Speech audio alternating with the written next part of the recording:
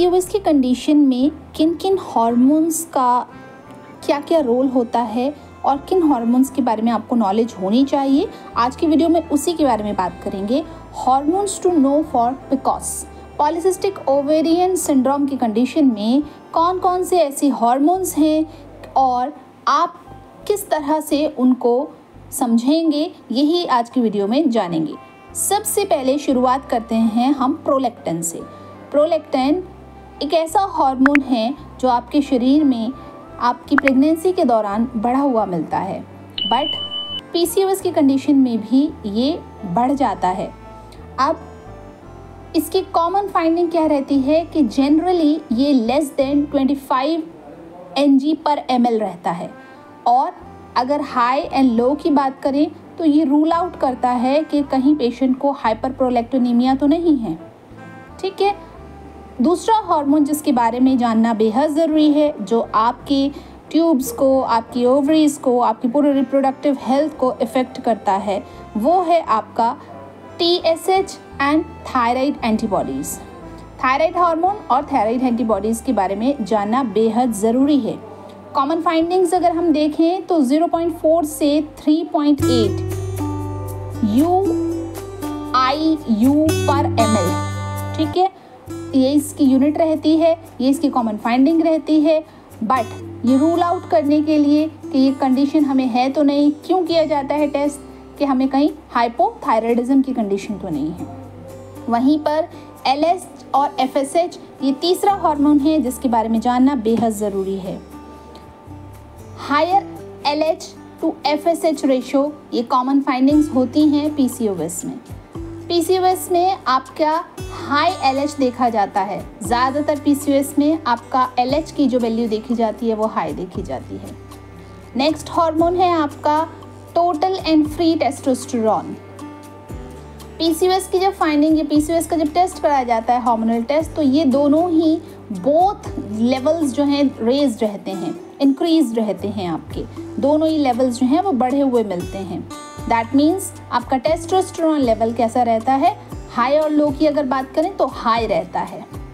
Next hormone आपका SHBG, ये hormone की लो लेवल्स रहते हैं, दैट इज 18 nmol/L, ये लोअर रहता है पीसीओएस की कंडीशन में। नेक्स्ट अगर हार्मोन की बात करें जिसके बारे में आपको पता होना चाहिए, दैट इज DHEAS नाम का ये हार्मोन, इसके लेवल्स जो हैं ग्रेटर देन 200 UG/DL पाए जाते हैं पीसीओएस की कंडीशन में। दैट मीन्स ये यूजुअली हाई हो जाता है पीसीओएस की कंडीशन में। नेक्स्ट आपका है एंड्रोस्टेरोन। एंड्रोस्टेरोन जो है ये हाई भी हो सकता है, अराउंड 3 mg/ml। ज़्यादातर ये हाई पाया जाता है अगर आपको पीसीओएस की कंडीशन है। Next hormone is your progesterone. Progesterone hormone के बारे में कौन नहीं जानता है, आप सभी जानते हैं कि ये आपकी प्रेगनेंसी के लिए रिस्पॉन्सिबल होता है। ऑफन ये बहुत कम हो जाता है, यही फाइंडिंग्स आती है, often found to be low. Common findings PCOS की कंडीशन में देखी जाती है कि आपका प्रोजेस्टेरॉन का स्तर जो है वो कम हो जाता है। वहीं पर अगर हम ईस्ट्रोजन की बात करें, E2, ईस्ट्रोजन जनरली नॉर्मली जो है 25 to 75 pg/ml रहता है। ये ज़्यादातर कहीं बार नॉर्मल पाया जाता है, इसीलिए बोला जाता है कुछ महिलाओं में पीरियड्स का इशू रहता है, कुछ में नहीं रहता है, तो ईस्ट्रोजन की वैल्यू जो है वो नॉर्मल रहती है। नेक्स्ट है आपका C रिएक्टिव प्रोटीन, CRP। इसका स्कोर हायर रहता है, ये बढ़ जाता है। पीसीओएस की कंडीशन में अगर C रिएक्टिव प्रोटीन टेस्ट कराया जाए तो ये बढ़ा हुआ मिलता है। The next is your insulin. Insulin elevated रहता है, बढ़ा हुआ रहता है, और ग्लूकोज लेवल्स भी आपके बढ़े हुए रहते हैं। तो ये कुछ हार्मोन्स थे जिनके बारे में आपको जानकारी हासिल करना बेहद ज़रूरी है। प्रोलैक्टिन नाम का जो हार्मोन होता है रिस्पॉन्सिबल होता है कि जब आपकी ब्रेस्ट कम्प्लीटली रेडी होती हैं ब्रेस्ट फीडिंग के लिए, तो कई बार ऐसा होता है कि बहुत छोटी एज में अगर प्रोलैक्टिन बहुत ज़्यादा बन रहा है तो ब्रेस्ट में से मिल्क का डिस्चार्ज होने लग जाता है। तो आपने इन हार्मोन को बैलेंस करने के लिए एलोपैथिक नहीं लेना है, आपको आयुर्वेदिक लेना है। एलोपैथिक आपको साइड इफेक्ट्स देगा और वो टेम्पररी सॉल्यूशन है, परमानेंट सॉल्यूशन नहीं है। But here is a point, अगर आपकी कंडीशन जैसे कि एक्सेसिव ब्लीडिंग या आपको इमरजेंसी केसेस की कंडीशंस आ रही है, ऐसे में एलोपैथिक भी आप डॉक्टर की सलाह से ले सकते हैं। ऑन काउंटर मेडिकेशन को कम्प्लीटली अवॉइड करें। ऑन काउंटर मेडिकेशन से आपकी कंडीशन और ख़राब हो सकती है। सवाल आता है TSH, thyroid hormone, thyroid antibodies, ये क्यों कराया जाता है? ताकि पता लगाया जा सके कहीं आपको हाइपोथायराइडिज्म या हाइपरथायराइडिज्म तो नहीं हो गया है। देखिए, पेशेंट को दोनों ही थायराइड होने की संभावना हो सकती है, मगर दोनों एक साथ नहीं हो सकते कभी भी। या तो हाइपोथायराइडिज्म होगा या हाइपरथायराइडिज्म। एक थायराइड जिसमें वज़न घटता है, एक थायराइड जिसमें वज़न बढ़ता है।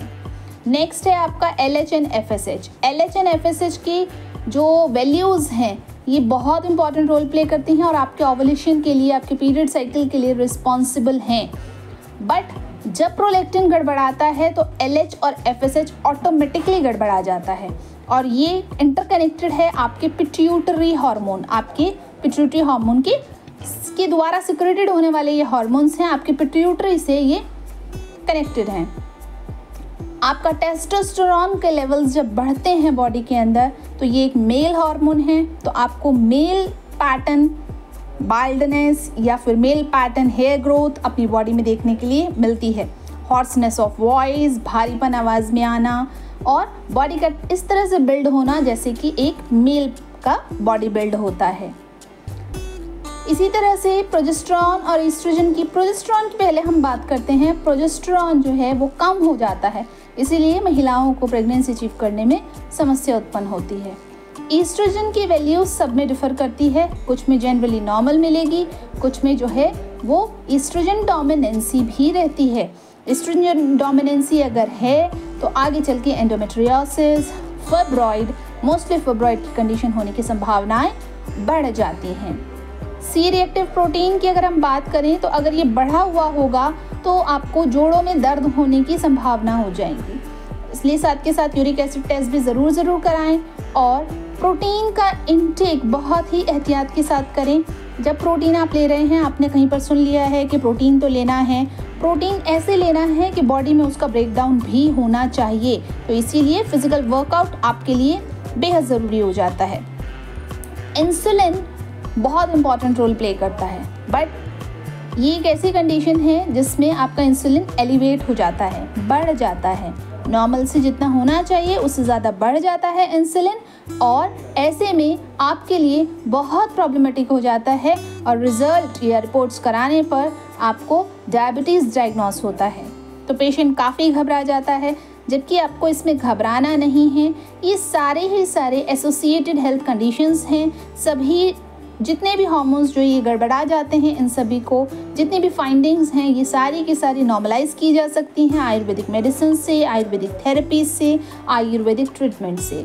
ट्रीटमेंट क्या है इसके लिए, मेडिसिन कौन सी हैं इसके लिए, प्रॉपर ट्रीटमेंट जब आपको प्रोवाइड किया जाता है तो उसमें सब चीज़ें आपको 1 बाय 1 बताई जाती है और आप ईजिली इन सब चीज़ों को जो है घर बैठ करके बिना टेंशन, बिना स्ट्रेस के ठीक कर सकते हैं, बट डॉक्टर की निगरानी में, डॉक्टर कंसल्टेशन के अंडर पर। Self medication, I do not recommend self medication in case of PCOS, क्योंकि इसमें आपको मल्टीपल हेल्थ प्रॉब्लम्स रहती हैं। अगर आप सेल्फ मेडिकेशन करने की कोशिश करते हैं, आप अपनी प्रॉब्लम्स को खुद से ठीक करने की कोशिश करते हैं, तो प्रॉब्लम और ख़राब होती चली जाती है।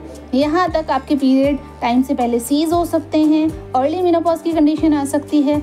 अर्ली मेनोपॉज की कंडीशन एक ऐसी कंडीशन है जिसमें वक्त से पहले आपके पीरियड बंद हो जाते हैं, जिस समय पर होने चाहिए उस समय पर, तो उन्हें रेगुलेट करने में भी कम से कम 6 से 9 महीने का समय लगता है अगर आप नेचुरली रेगुलेट कर रहे हैं अपने पीरियड्स को। दूसरा सवाल, जो बहुत सारे सवाल पूछे जाते हैं उनमें से कुछ सवाल मैंने आपके लिए पिकअप करके आंसर कर रही हूँ। क्या हम PCOS की कंडीशन में प्रेगनेंसी अचीव कर सकते हैं? क्या गर्भ धारण कर सकते हैं? क्या ये पॉसिबिलिटी है या नहीं है?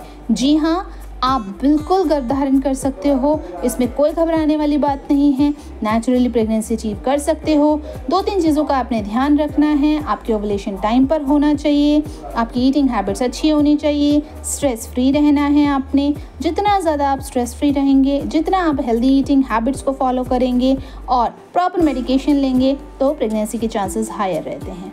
क्या PCOS की कंडीशन में आपको आगे चल के IUI या IVF की ज़रूरत पड़ती है?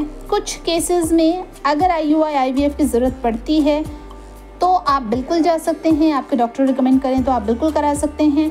बट विदाउट IUI और IVF भी नेचुरल प्रेगनेंसी अचीव करना भी संभव है। जी हाँ, तो सवाल यही आता है, क्या हम PCOS या PCOD की कंडीशन में, स्पेशली PCOS की बात कर रहे हैं, तो क्या नेचुरल प्रेगनेंसी अचीव करना पॉसिबल है, संभव है? जी हाँ, बिल्कुल संभव है। नेचुरली अचीव कर सकते हैं आप प्रेगनेंसी। उसके लिए आपका ओवुलेशन समय पर होना चाहिए।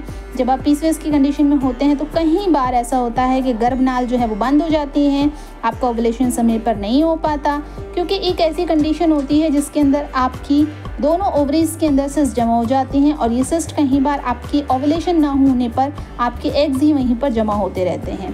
तो बहुत सारी कंडीशंस, अलग अलग पेशेंट्स के लिए अलग अलग कंडीशंस आती हैं। आइए अब जानते हैं शॉर्ट में कि फटाफट से हम क्या चीज़ें किचन में से फॉलो कर सकते हैं। सबसे पहले जब किचन पे आते हैं या होम रेमेडीज़ की बात करते हैं तो आपने बहुत फ्रीक्वेंटली अपनी डाइट चेंज नहीं करनी है। 10 वीडियो देखकर 10 तरह की डाइट समझकर और हर हफ्ते डाइट बदल देना, वो जस्ट बेवकूफ़ी है। ऐसा करने से आपकी बॉडी कंफ्यूज हो जाती है और आपकी इम्यूनिटी भी लो होने लग जाती है। तो हमेशा ध्यान रखें, हेल्दी डाइट का सिलेक्शन करें, डॉक्टर की निगरानी में ही डाइट का सिलेक्शन करें। डाइटिंग करने के लिए हम कभी सलाह नहीं देंगे। डाइटिंग करने से आपकी बॉडी के अंदर विटामिन मिनरल्स की डेफिशिएंसी हो सकती है, तो इसलिए हेल्दी डाइट का सिलेक्शन करना है। डाइट रिलेटेड पुरानी वीडियोस देखिए, उसमें डाइट चार्ट्स दिए हैं। उसी तरह से आप सेल्फ डाइट चार्ट भी बना सकते हैं या फिर कस्टमाइज पेड डाइट चार्ट ले सकते हैं, जिसका डिटेल नीचे पहले से दिया गया है। आप अपना कंसल्टेशन बुक करके डाइट चार्ट प्रिपेयर करा सकते हैं। Thank you for watching. Stay tuned, stay updated.